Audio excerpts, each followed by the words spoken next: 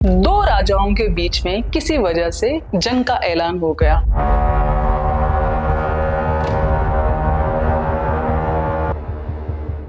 जंग का ऐलान हो गया। अब जंग का ऐलान जब हो जाता है तो सबसे पहले क्या देखा जाता है? सबसे पहले देखा जाता है कि आपके पास, मतलब आपके खुद के पास, कि कितनी आर्मी है, आपके पास कितनी मिलिट्री है, आपके पास कितना बारूद है, आपके पास कितने हथियार हैं। ये सारी चीजें पहले जंग के पहले आप कंफर्म कर लेते थे। इससे भी इंपॉर्टेंट क्या चीज हो सकती है? इससे भी इंपॉर्टेंट चीज हो सकती है information about your enemy who is sitting far away and who is going to attack on you. Information इकट्ठा की गई सामने वाले राजा के क्या क्या है, उसके पास क्या क्या रिसोर्सेस है, क्या क्या अवेलेबिलिटी है। तो सारा सब कुछ पता चला कि हाँ, बहुत हिम्मत वाला राजा है, बहुत बहादुर है। ये भी हिम्मत वाला था, ये भी बहादुर था।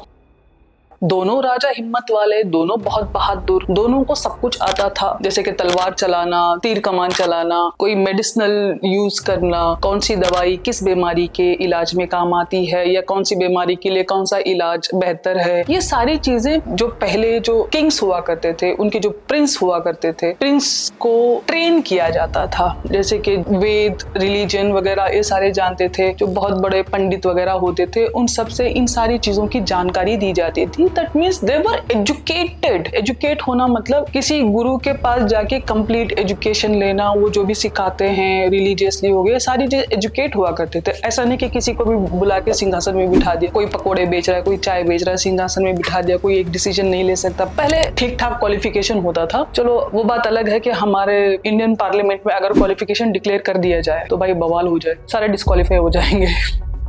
अपार्ट फ्रॉम दैट, इस बीच में एक ऐसी माइन्यूट इंफॉर्मेशन मिली जो कि एक्चुअल में बहुत बड़ी इंफॉर्मेशन थी। वो इंफॉर्मेशन थी उस राजा को, जो सामने वाले, जो दुश्मन राजा को एक ऐसी बीमारी हुई थी जिसका इलाज पूरी दुनिया में किसी को नहीं था, सिर्फ इस राजा के पास था। अगर ऐसा हो तो यूजुअली दिमाग में क्या आता है? अगर कोई कम दिमाग का होता तो वो सीधे सीधे क्या करता? मौके का फायदा उठाता, अटैक करता उस पे।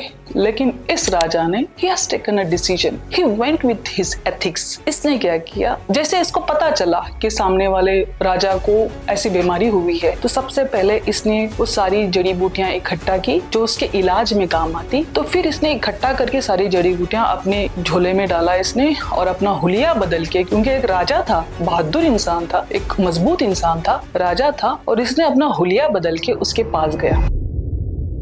उसके पास जाके बोला कि हुजूर, मैं आपके पास आया हूँ, मैं एक वेद हूँ, डॉक्टर उस जमाने का, कि मैं आपका इलाज जानता हूँ, मैं आपका इलाज कर दूँ। फिर उसने इलाज शुरू किया, बहुत अच्छे से किया, और वो धीरे धीरे ठीक होता गया। और ठीक होने के बाद, क्योंकि वो बीमार था तो जंग पोस्टपोन हो चुकी थी, जंग तो लड़ने का मौका नहीं था। जैसे वो ठीक हुआ, इसने बोला कि वेद ने बोला कि हुजूर, अब आप जंग के लिए तैयार हैं, अब आप जंग का ऐलान कर सकते हैं सामने वाले राजा के साथ।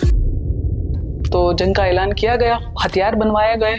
तो राजा की तो तलवार बहुत मजबूत होती है, दरबार में बैठा हुआ था तो राजा की तलवार लाई गई। अब राजा का टाइम था कि तलवार की आजमाइश की जाए। तलवार की जो धार होती है वो कितनी मजबूत है। तलवार की धार कैसे चेक की जाती है? आप बाहुबली का वो एपिसोड याद करना जिसमें कटप्पा और सुदीप के बीच का जो कॉन्वर्सेशन हुआ था, उसमें सुदीप एक तलवार लाके कटप्पा को दिखाता है और कहता है कि ये तलवार बहुत अच्छे लोहे से बनाई गई है और इस तलवार की धार सबसे मजबूत तलवार है। तो कटप्पा तलवार उठा के देखता है और उसको रिजेक्ट कर देता है और कहता है कि नहीं, ये मजबूत तलवार नहीं है। अद्भुत है ये शमशीर, लेकिन मुझे माफ करें असलम जी, हमारी रफ्तार के आगे नहीं टिकेगी।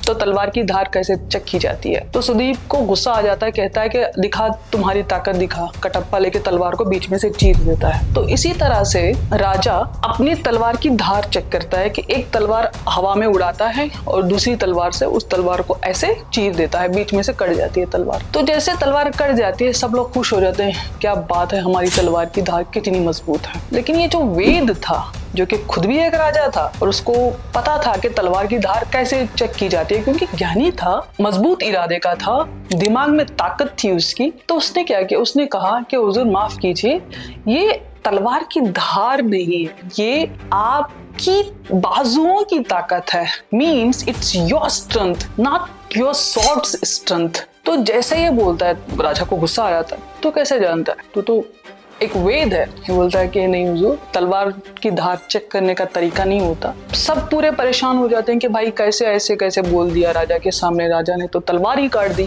अब तलवार की धार चेक करने का तरीका होता है, तो ये अपने मियान से तलवार निकालता है, एक रेशम का कपड़ा हवा में उड़ाता है। तो रेशम का कपड़ा कितना हल्के से हवा में लहराता उड़ता है, तलवार उसके सामने रखता है ऐसे हाथ में, और जैसे रेशम का कपड़ा उस तलवार पे गिरता है, आधा इधर आधा उधर, तो तलवार की धार मतलब इतनी महीन होती है, इतनी मतलब बारीक होती है। Moral of the story is when you are in a condition of war against anybody, just think patiently and take a proper and good decision at right time। वो चाहता तो जब वो राजा बीमार था तब वो जंग जीत सकता था, जंग डिक्लेयर कर सकता था, उस मौके का फायदा उठा सकता, थोड़ा सा भी सेल्फिश होता, उसमें थोड़े से भी एथिक्स ना होते। We are going to face this kind of crisis even in our personal lives. किसी कंट्री की बात होती है या किसी स्टेट की बात होती है, या आप किसी जॉब में हो या आप किसी भी सेक्टर में हो, तो आपको इस तरह के बहुत बार आपको इस तरह के मौके फेस करने को मिलेगा। लेकिन यहाँ पे moral of the story is, जब भी आप इस तरह की सिचुएशन फेस करें, जब सामने वाला आपका दुश्मन कमजोर हो किसी भी वजह से, specially with his personal reasons, always stand by him. You be on right path. Don't wait for anyone to walk on right path. Remember Gandhiji's saying कि be the change you want to see in this world. You be on the right, no matter what happens.